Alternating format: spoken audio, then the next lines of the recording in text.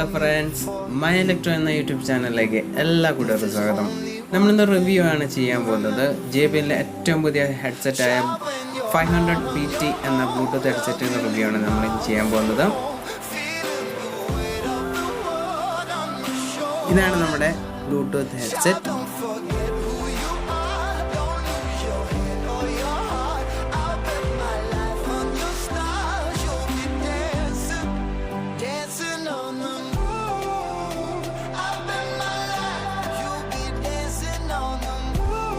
നമുക്കിതൊന്ന് ഓപ്പൺ ചെയ്ത് നോക്കാം.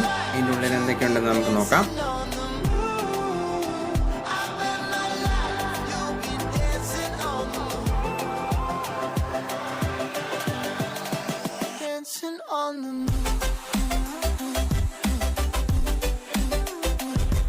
ഇതാണ് JBL Tune 500 BT എന്ന ബ്ലൂടൂത്ത് ഹെഡ്സെറ്റ്. ഇതിൻ്റെ പുറകിലായിട്ട് രണ്ട് വയറ് ചെറുതായിട്ട് ഇത് കണക്ട് ചെയ്ത് വെച്ചിട്ടുണ്ട്. നമുക്കത് റിമൂവ് ചെയ്ത് കളയാം.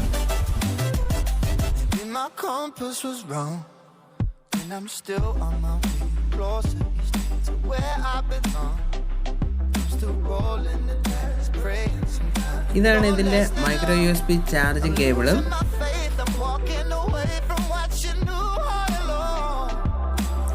ഫൈനലി ഇതാണ് നമ്മുടെ ബ്ലൂടൂത്ത് ഹെഡ്സെറ്റ്.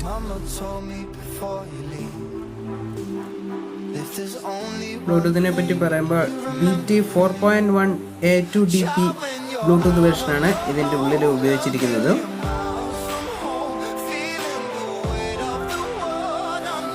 ആദ്യം തന്നെ പറയാം, ഓഡിയോ സ്പെസിഫിക്കേഷൻ എന്ന് പറയുമ്പോൾ ഇതിൻ്റെ ഫ്രീക്വൻസി എന്ന് പറയുമ്പോൾ 20 Hz ടു 20 kHz ആണ് ഇതിൻ്റെ ഫ്രീക്വൻസി.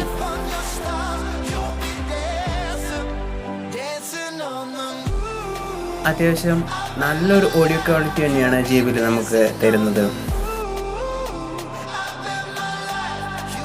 പിന്നെ അത്യാവശ്യം നല്ല ഇമ്പിഡൻസ് ഉള്ളതുകൊണ്ട്, അതായത് 32.0 ഇമ്പിഡൻസ് ഉള്ളതുകൊണ്ട് നല്ലൊരു ബാസ് ക്വാളിറ്റിയും JBL തരുന്നുണ്ട്.